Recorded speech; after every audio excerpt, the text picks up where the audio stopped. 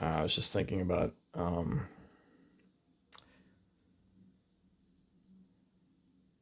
sort of like the things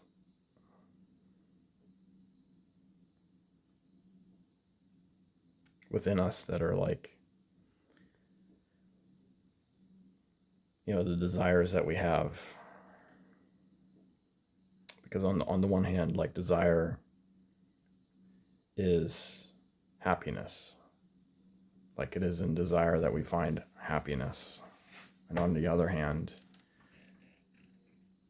it is within desire that we find despair.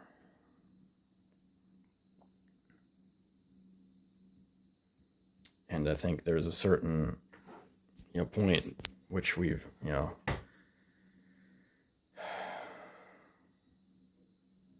find ourselves in as we, mature into, more wise participants in life. And that is, how the things that we desire and the directions that they lead us into are often like the desire and the what the imagination can do to lead us into the direction of like what could be, but what would probably, but is highly improbable.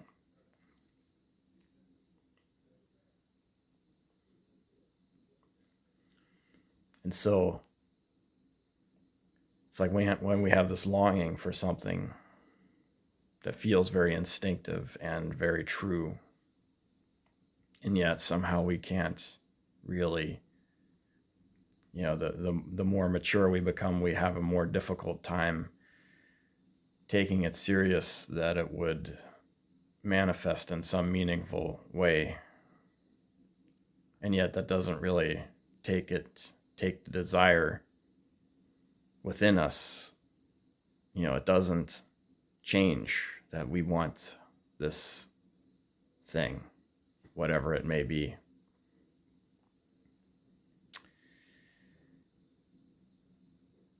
I think, part of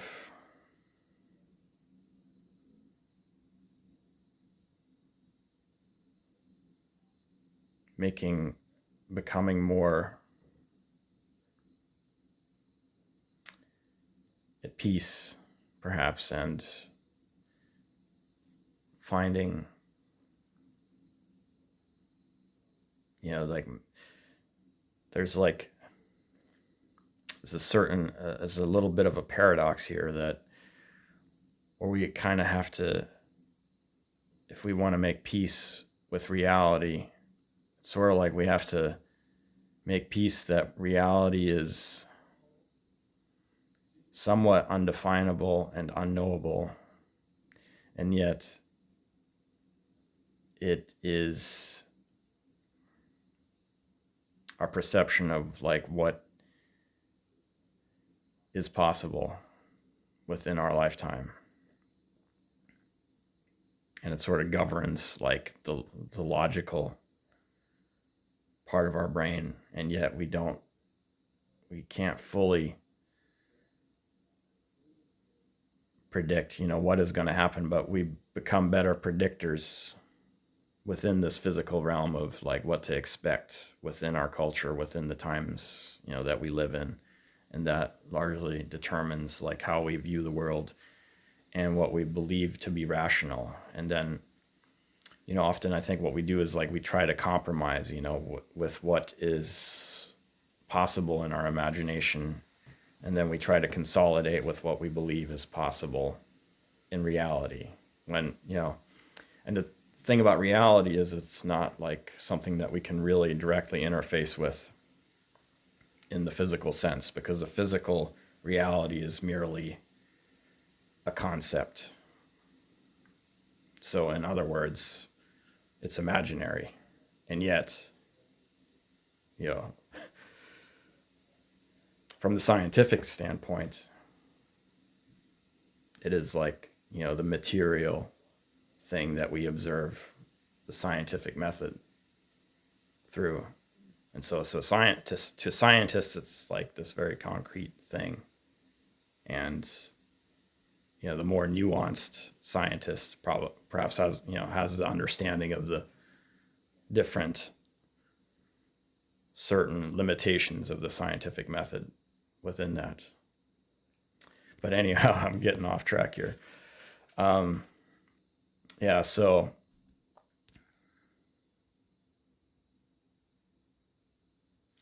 yeah, it's like making peace with the part of ourselves that we often like we pejoratively label it as delusional if it doesn't fit within the realm of what is conceivably possible. And so it like some people are very good at sort of like shutting off their what we call romantic element within us. And we sort of insult, we live in an age where the romantic is kind of living in his parents' basement and is ridiculed by society because we don't live in an age where romanticism is really valued very highly, other than if you're like a brilliant writer or something. And so like the romantics are kind of like the Mohicans or something, like they're a dying species of people. And those of us who have been given the unfortunate disposition of having a romantic outlook, like what we want is a beautiful world. We want to make things beautiful, and yet the world says go to college and be like this, figure out how to do a job that will secure your position within the status hierarchy of society, and then you can like pursue your creative endeavors on the side or something, like, but first you must be practical. You can't survive on the beauty of your imagination alone. You have to like figure out how to like brutally chain up that inner beast within you that is the romantic. And so it's like a disheartening sort of realization to come to, that like the thing, the personality sort of archetype that is what we feel like our gift that we have to give to the world is to make it more beautiful. And yet like there's such little encouragement. It's just like, yeah, come back to me when you've actually like made the beautiful thing, but we're not going to help you in any way to like achieve your masterpiece. We're not going to encourage you. We're like, fuck you if it doesn't like put food on the table or money in our pockets or a roof over our heads. Fuck that, all that beautiful bullshit that you keep coughing up. Fuck that shit, get that shit out of my face. We're not interested in it. So it's like to make peace with like something that is like very sacred to us, and like how us as romantics want to see the we want to share the beauty of our imagination, but we can't really do it when we're fucking depressed because we're like working some fucking dog ass job that sucks up all of our energy and desire to live, essentially. And then we have to like, it's like, how the fuck do I like live in this world that has just completely been taken over by this pragmatist, callous, money making, greedy, like everything is convenience, everything is like a fucking it's like everything that it's like no one wants anything new or nuanced or novel. Everyone wants like brand recognition, predictable, like this worked in the past. Let's see how, let me see the numbers. Yeah. And so it's like, like we have to, like, a romantic has a very difficult time, like we're sort of driven into like the realm of having to pursue spirituality because we sort of have to make peace that the world doesn't really, meaningfully want us, because the message is 1,000 times over that, you can go fuck yourself. Like, we don't care. There, yeah, it's like, you're on your own, buddy. Like, that beautiful imagination of yours. Anyhow, so yeah, so like, what do we do? We're like, oh, well, you know what? I will renounce the world and become a monk. And then, maybe I can like figure out how to like live in my imagination, because what, if I have to choose between reality and fantasy, and since the reality is such a horrendous, like, mechanical nightmare of just, I don't know, just like these, it's just so crass and unsophisticated, and I don't know. Yeah.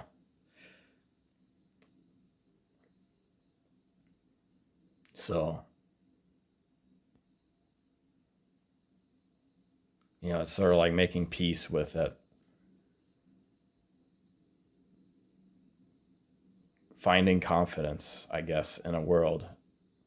You have to, like, you just have to like be so like into yourself in your own fucking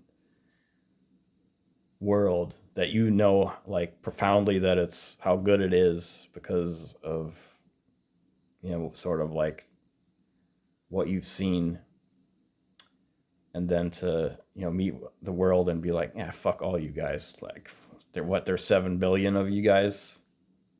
I choose my stuff over your shit, because your shit, there's 7 billion of us, and still we've not managed to make this world beautiful.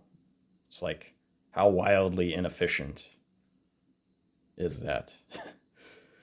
So, yeah, it's like finding the strength to not find any sort of sense that I need to be validated by these people in this world, because what is within me is like more true and beautiful than, what I have through my experience discovered as being likely or possible. But it's not that I don't love you guys, and, you know, because it is within my imagination to conceive that perhaps there are beauties within this material realm that, are beyond, what I've imagined. And I'm open to be surprised, surprise me, this world. And, I think that is like when you like learned how to like let go of the despondency of like what your expectations are or have been, and let go of the expectations that you will be disappointed.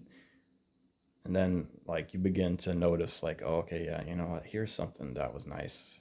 This, when this happened, I like that. That wasn't so bad, and so yeah, like just to see the beauty, you have to like be able to be happy with like the little glimpses and snapshots that you get throughout the day. But then at the same time, you don't allow that to sort of, all right, I'm going to like capture this beauty now. Like I'm going to try to make it mine. It's like, it sort of exists out there in the wild, but as soon as you just try to like start making plans to like, this, I must assimilate it and I will capture it and then it will be mine. It will belong to me forever. It will be so magnificent.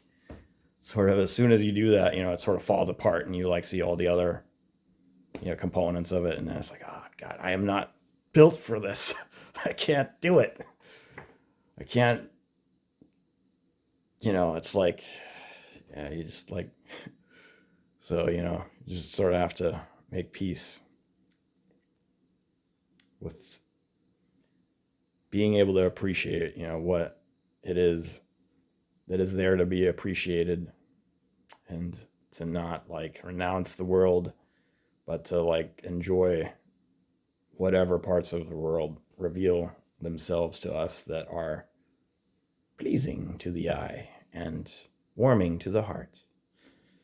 And yeah, it's just as soon as we like try to build a system around it to like capture it, it's like, I want this warmth to be mine. I want this beauty to be mine. That's sort of like when we like, it's like, well, how are you going to, do the practical things in order to maintain this, thing in your life that you want? Yeah, that's usually like when reality starts to interfere with the beauty.